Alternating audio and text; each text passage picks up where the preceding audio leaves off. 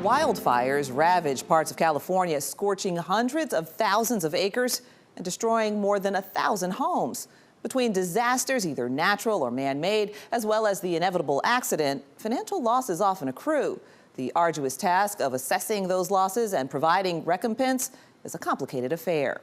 When preventive measures can only go so far, the next logical step is a contingency plan.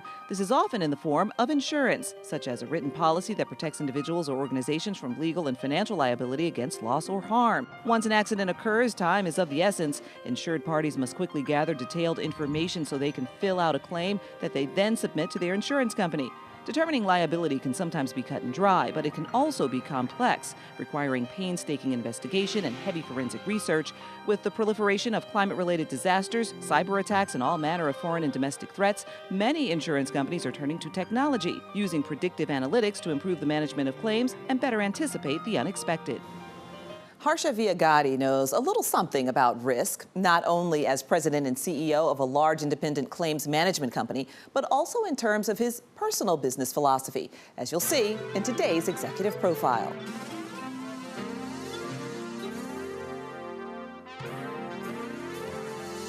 You were born in India.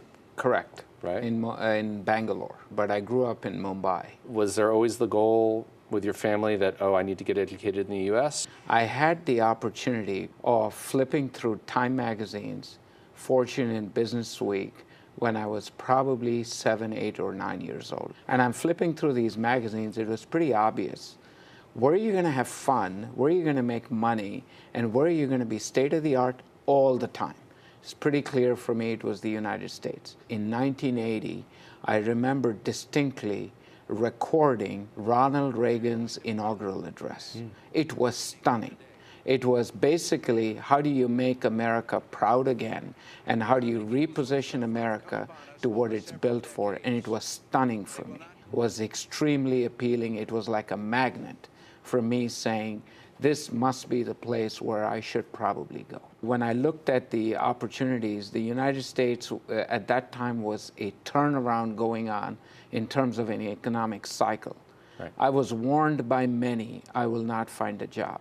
I'm not one of those who looks at life pessimistically. I believe I'm an eternal optimist.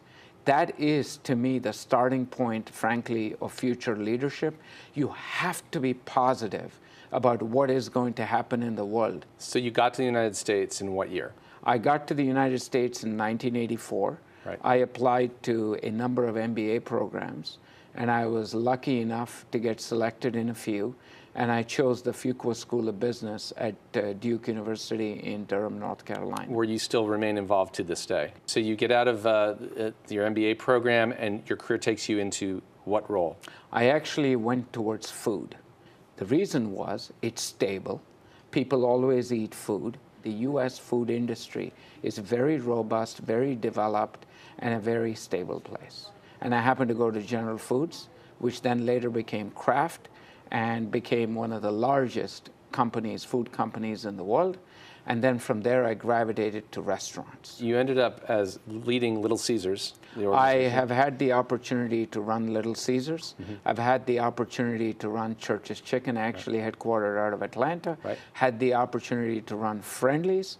I've had the opportunity to lead what I call as old, established, and very predictable brands of the United States. I've been on the board of Crawford for 9 years, and Crawford is the world's largest independent claims adjusting company in the world, and largest in terms of being publicly listed as well. Founded in Columbus, Georgia. It's a Georgia company. We have operations in 70+ countries. Our mission statement at Crawford & Company is restoring and enhancing lives, communities, and businesses. We as a company are singularly focused on our mission, vision, and our values.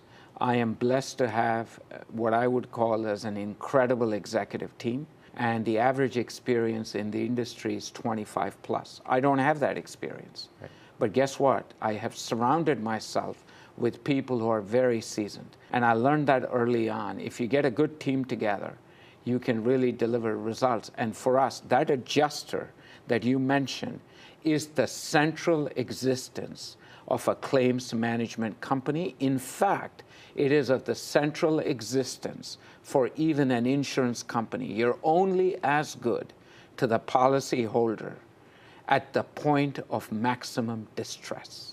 That's when we come in and help that victim restore their home. I found it fascinating. I saw a reference to one of the companies you acquired that is being called the Uber of your business. We go look. Right. We go look. Right. How do you assure with an organization, as you move in that way, to maintain that mantra that you have Correct. in the movement towards technology? So 77 years old is how old we are as a company. The average age across the company is close to 50.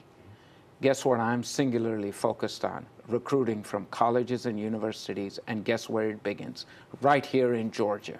Now, what comes with that when you recruit is young minds who are not trained in a certain way that we are used to. They are very disruptive in their thinking. So they are focused on creating value, but through disruption. So they will find the shortest path to the solution. In the world of claims, today somebody goes and physically adjusts the claim. Tomorrow, you might have apps, you might have drones, you might have other methods. What We Go Look has created, Robin Smith, who's the founder, has done something very simple. She has a battery of lookers. A looker is somebody who's trained, signed up, but their primary job is not necessarily only this. They are the Uberization, if you will, of the claims business. We have the largest system available in the world. We as a company have started to look and partner with new firms that are starting and creating new technologies that will disrupt the insurance claims business. I have a saying, how many rules have we broken today? And what have we lost in the process? What have we gained? Breaking rules is the key to success. Crawford and Company is undergoing a rebranding effort. Its catastrophe services recently unveiled a new website and a portal for claim adjusters. The portal allows for better communication and control over key elements of a claim, making the process simpler and more efficient.